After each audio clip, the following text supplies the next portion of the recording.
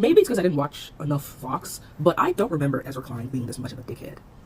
I don't remember him being this dumb. But maybe it was like, because I was in my neoliberal bag when I was a teenager watching Vox. But this is somebody that I don't recognize. It is clear that this is nothing but a thought exercise to him, right? He doesn't face any of the consequences that will happen if we follow through with what he is saying. That's why he can so flippantly say that we need more pro-life Democrats. Despite the fact that being pro-life is a losing policy. Been proven time and time again. So not only is the thought exercise just asinine, it is showing me that you are an idiot ignoring facts. I cannot imagine sitting across from Ta-Nehisi Coates and telling him that how he views history and the patterns in which this country repeats is fatalistic. And that we should also throw every single minority under the fucking bus so that we can get as many white people under our big tent. I don't know. If your tent is big enough to encompass racists and also the people that the racists despise and don't believe they should exist, maybe the tent is too fucking big. You gotta kick one of those groups out. And he's letting us know that he wants to kick out the marginalized folks. I think this interview that he did should now let us know that he is not somebody that he should be listened to. Not somebody that should be determining the future of the Democratic Party. But knowing the Democratic Party, I know they will in fact listen to him. So... Nah, see, Ezra Klein is nothing more than the manifestation of decades-long work done by NPR on the white liberal. And that work is create a group of young white liberals who will speak softly and do nothing. If you've watched that interview between Ta-Nehisi Coates and Ezra Klein as a black person of a certain age, that conversation will feel eerily familiar to you because many of you will be like, oh my God, I've had a conversation like that with my seemingly well-meaning white liberal friend, and it went absolutely nowhere because that person was unable to see anything outside of themselves. They think that it's all just theory. They think that it's all just intellectualizing. They don't want to reflect on this country's history. At one point, Ezra Klein was telling Ta-Nehisi Coates to not think about the past. When the past determines the present, what then determines the future. This man told Ta-Nehisi Coates that he was being, fatalistic? When he's like, no, I'm just telling you about the history of the black American experience in this country. And Ezra Klein could not receive that. I'll broaden it for a bit. I'll broaden it to even white women. White women, you ever talk to a man and you're on a date and you talk about the issues that women go through, and that man is literally discrediting your worldview? It's the same fucking thing. Ezra Klein is unable to see outside of himself, and that man was supposed to be the political consultant for the Democratic Party going forward. And that should tell you everything that you need to know about the Democratic Party, why we are in the shape that we are currently in. They have raised generations of non-fighters, of people with no spines, no guts, and no balls.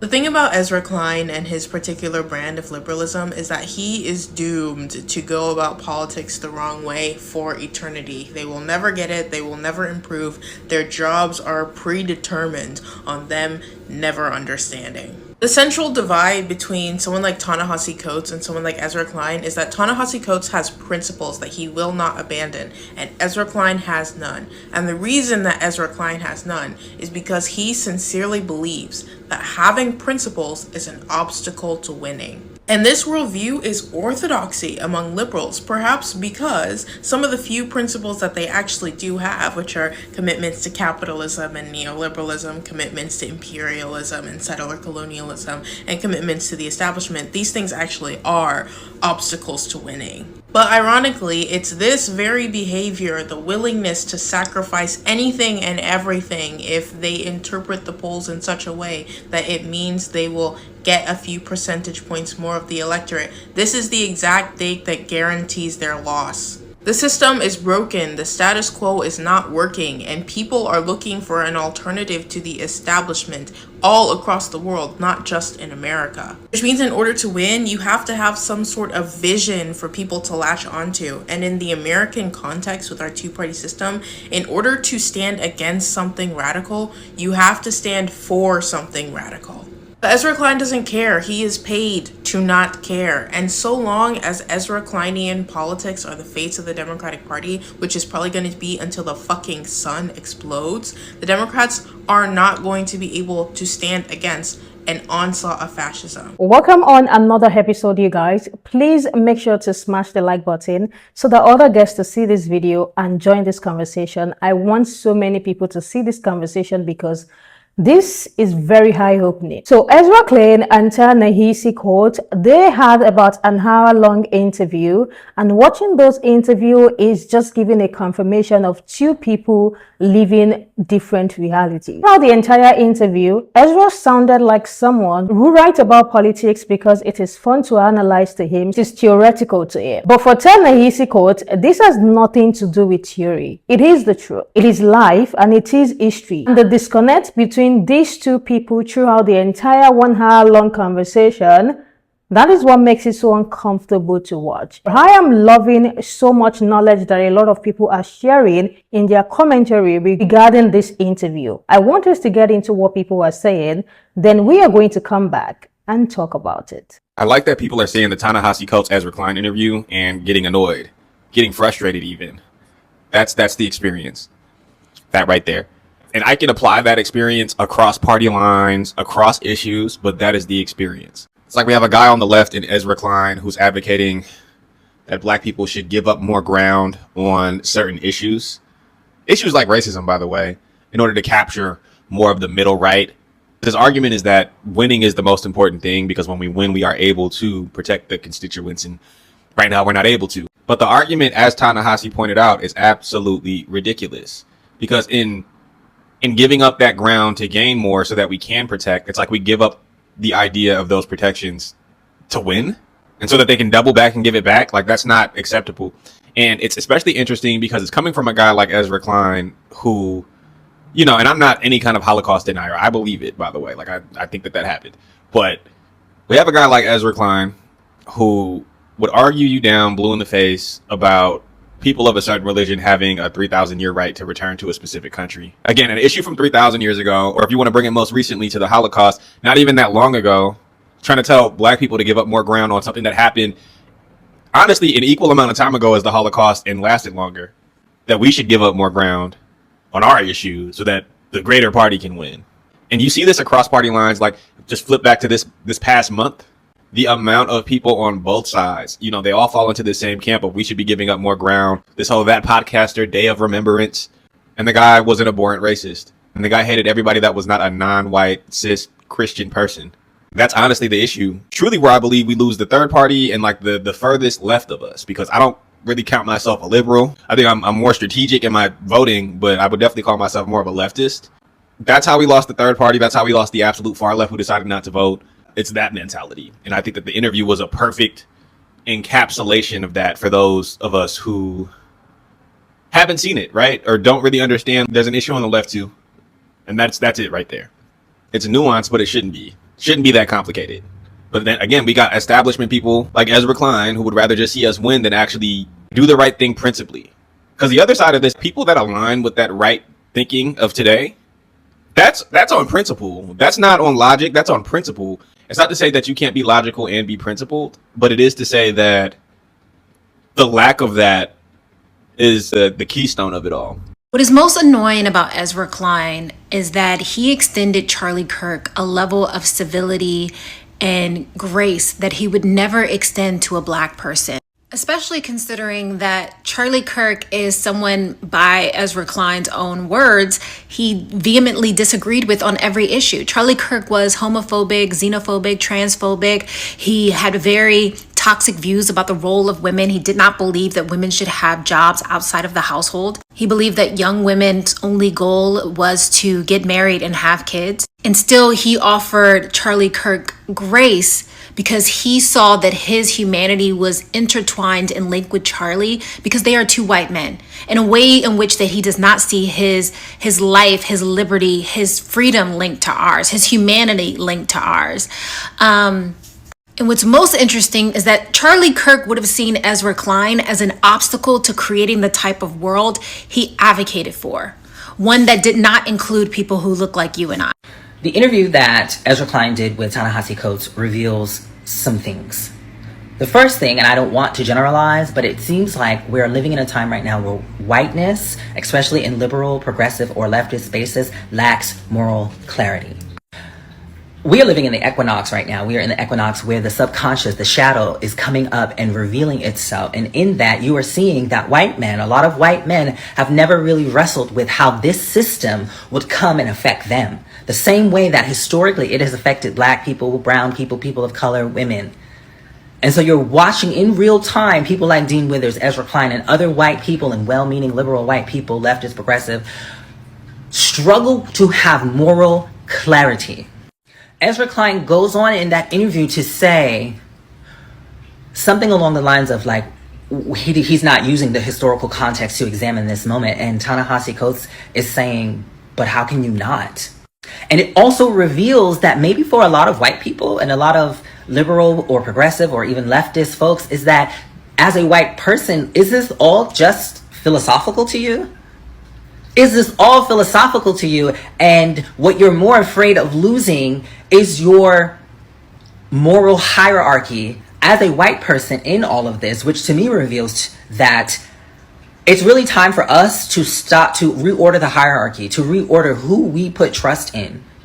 My trust is going to go more often to black, brown, people of color who live a very real experience of this authoritarian regime that has always been there. It has always been here for black people. There's always been here for people of color. We have always lived under an authoritarian regime. It is only now that white people are waking up and say, oh, shit, as Malcolm said, the rooster will come home to roost. The rooster has come home to roost, and a lot of white people are in a moral quandary. They are in a free fall of moral clarity that I studied my history. My ancestors wrote about this again and again and again. So to me, there's nothing surprising about what's happening at this moment. The only thing that I'm surprised about is that white people are surprised. And then again, I can't be that surprised because white culture has been ignoring the canary in the coal mine for a long time. And it also reveals the knowledge supremacy that whiteness thinks that it has. People like Ezra Klein, Dean Withers, a lot of these well-meaning white people are still function under knowledge supremacy as if they know, instead of saying, you know what, I don't have the moral clarity that I thought I had. I don't know. Let me listen to people who've actually lived through horrific things, that have lived through authoritarian regimes, that come from a culture that has had to deal with what we are faced with right now. But he didn't. Unfortunately, I watched the full video of Ezra Klein and Ta-Nehisi Coates debating against each other. And honestly, if I told Ezra Klein to read Black Reconstruction by W.E.B. Du Bois and gave him the book to read it, I think he'd literally combust into flames by just reading the first page. Because he realized that America's past history directly affects America's present moments. Shocker! I know, right? Okay, so Ezra Klein, like so many white liberals, doesn't really experience the material impact of policy decisions or oppressive rhetoric. So in the case of Charlie Kirk, when they have that conversation, it's just a conversation to him. He speaks about it in much more theoretical terms and not like it's an oppressive system that's actively harming people. Meanwhile, Ta-Nehisi Coates, who is a black man, doesn't have the privilege or power Ezra has to divorce his race or ethnicity from his political leanings or ideologies. And I think that's where the importance of level setting comes into play, because both men are approaching this from a different perspective. And that's the thing. It's not just politics to black people, because as I mentioned, these are systems, they're part of systems that are actively destroying us and destroying our communities. And they're oftentimes perpetuated by white supremacists and people who say it's just politics, similar to Ezra. The sit down between Ta-Nehisi Coates and Ezra Klein was simply just an intellectual debate about whether or not we should baby bigoted racist Americans. That's all it was. Somebody's got to tell the truth around here. I understand the premise of things was discussing and hashing out, their conversations about how people handle demise of one Charlie Kirk. But let's really talk about what's going on here. Well, I do think Ta-Nehisi Coates did a great job. Shout out to him, intellectual mind. Look up to that brain, right? Who walked Ezra Klein to the water as best as he can to try to get him a drink. I personally took notes on a few things that I want to share with y'all on how I got to my conclusion that I stated earlier, right? So number one, time and Ezra Klein, brother, if this conversation happened pre-election, you know what I'm saying? And you were saying, oh, how could Trump be taken seriously with this rhetoric, right? Okay, how could he be taken seriously with some of the things that he's saying? But that's not what's happening here. It's been about a year. We are seeing the results right in front of us, and how his rhetoric promotes more division, and how his policies are already affecting America and even his own base, right? We got a wealth gap that continues to grow. We got government shutting down today.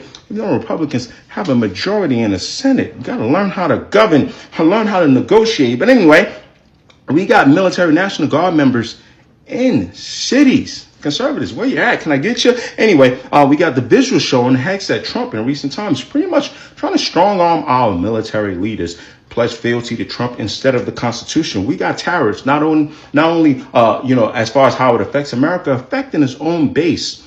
Look up soybean farmers, Argentina, China. We'll go from there. Okay. Then we also got immigration policies, oddly enough, other than the fact that they look at it as trauma corn and something that they're enjoying, right? We've got to ask even how immigration policies are hurting his own base. Farmers as well don't have workers. And we got the big, beautiful bill, right? We got taxes on that. We got Medicaid cuts, how they even move that, try to lie to their base and maybe push it on Democrats during the midterm. We've talked about that, all in exchange for a culture war win and continued subjugation of marginalized groups. I mean, come on, brother. The proof is in the pudding, right? If people tell you this is what they voted for, their lives aren't even getting better. And you are essentially asking to keep babying his people. But I'll tell you why the timing is important. And even if Ezra Klein wanted to die on this hill, now is not the time to do that, right? Because I appreciate Coates constantly inserting how Biden dropped out and the lack of primary from the Democratic Party puts people and, puts some people in a weird spot, right? Because at the time, those maybe who didn't vote or held their nose and voted for Donald Trump, it kind of makes sense. But the reality is, though, Klein keeps elevating things, right? And he keeps pushing and trying to move the conversation to plead for a group that weren't these people. You understand what I'm trying to say? The overall issue with this is Klein keeps ignoring this thing that a lot of y'all have talked about, you know what I'm saying, which is the dog that's dribbling the basketball, right? He doesn't even I don't think he mentioned Trump as much as he keeps saying we. But anyway, the point I'm trying to make is the person along with this administration who feeds off this bigotry in people, and they harvest that for political power, that most likely after he's gone, there won't be a need to go and chase after these people that Klein is pleading for Ta-Nehisi Coates and the rest of, maybe liberal Democratic America to go, curry favor from, right? That in a world in which there are open primaries for both parties, right? Trump is gone, right? So they get primaries on the Republican side and you get primaries on the Democratic side. There would most likely be an honest combo, the honest combo that he is asking for. I mean, at the end of the day, the way I look at it sometimes with hatred, people get really old and they pass with that hate within them. As far as what, when it comes to working on the hearts and minds of people, I'm more focused on the youth. But anyway, it's weird though. Klein keeps acting like there isn't a world right now in which these people are simply empowered because of that dog dribbling the basketball. Because at the end of the day, the reality is some people, when they don't have that cult leader to empower them, that hatred, they get back to the dog whistling. They get back to saying in the comfort of their own home, right? Okay, that's number.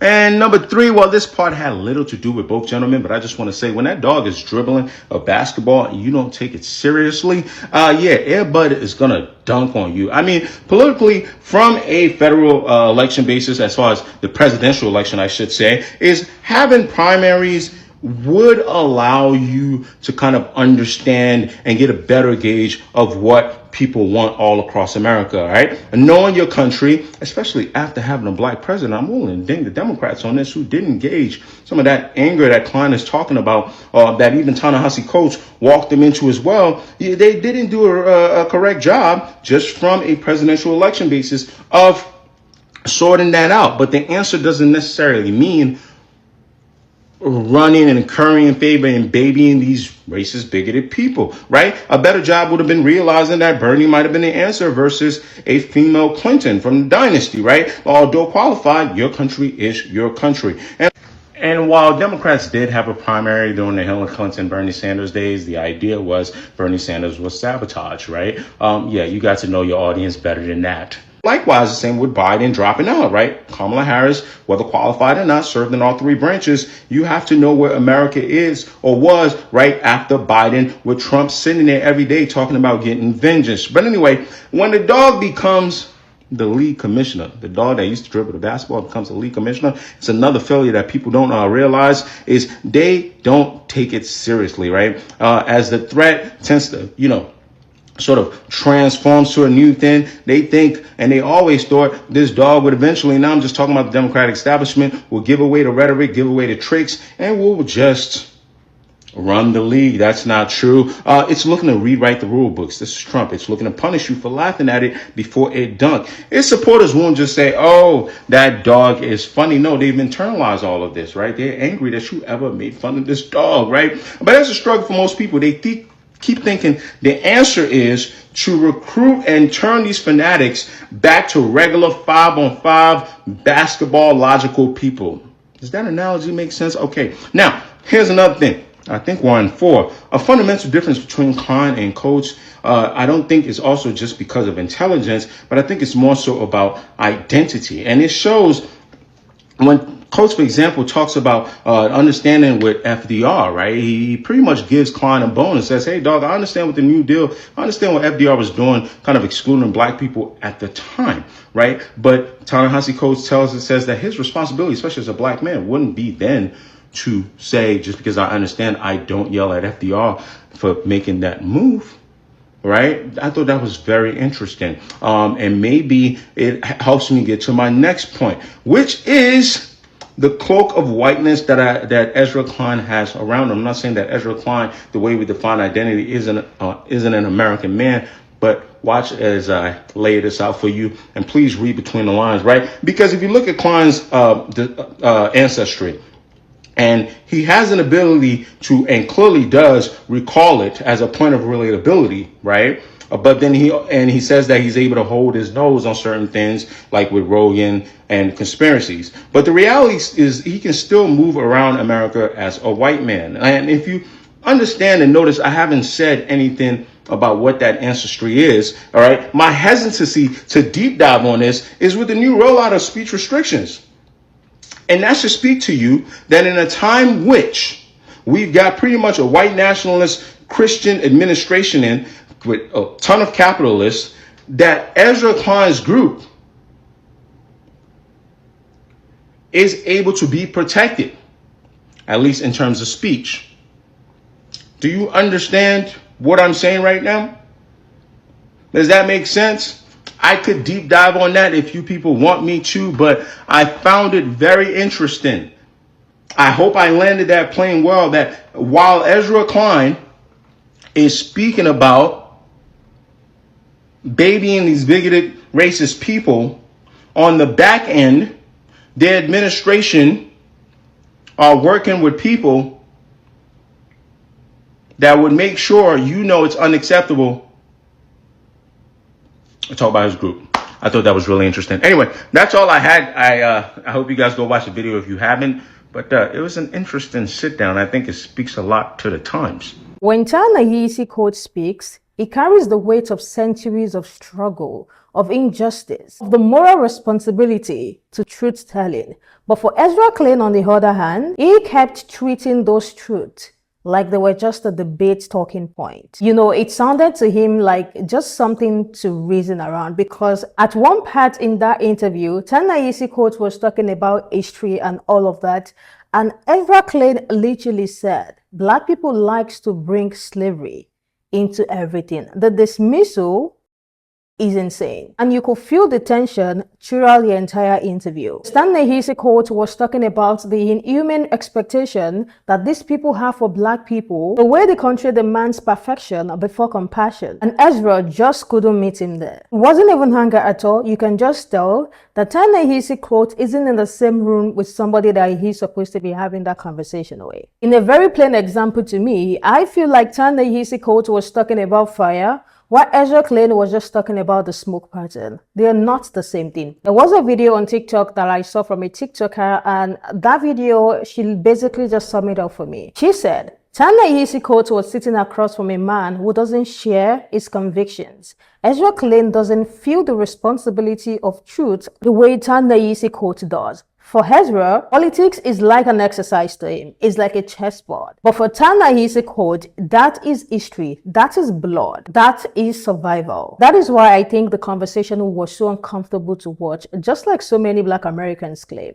Because one man is speaking from a battlefield, the other one is just standing and taking some point. The way the interview went and some of the things that Ezra Klein said and the way he reacted, the way he acted lost, the way he acted confused is a confirmation that some people can afford to treat oppression like a concept because it is not something that they have had to live through before. And that is the reason why this interview hit a nerve. People are not just angry. It wasn't because Ezra was missing the point or interrupting. It was a symbolism of that moment. And that is the reason why Black people are angry. It was every time that a Black person have tried to explain the depth of systematic pain, and you just see someone shrugs it off because it just doesn't fit into their framework. While Ta-Nehisi was there trying to explain the emotional cost of being a Black person in a world that constantly demands explanation for their own humanity. And Ezra treated the entire conversation, the entire interview, like just a school debate, like an academic disagreement. It is absolutely insane and frustrating to watch, but I will always use that interview as an example of, two people who live a separate life and how they see life, because these two people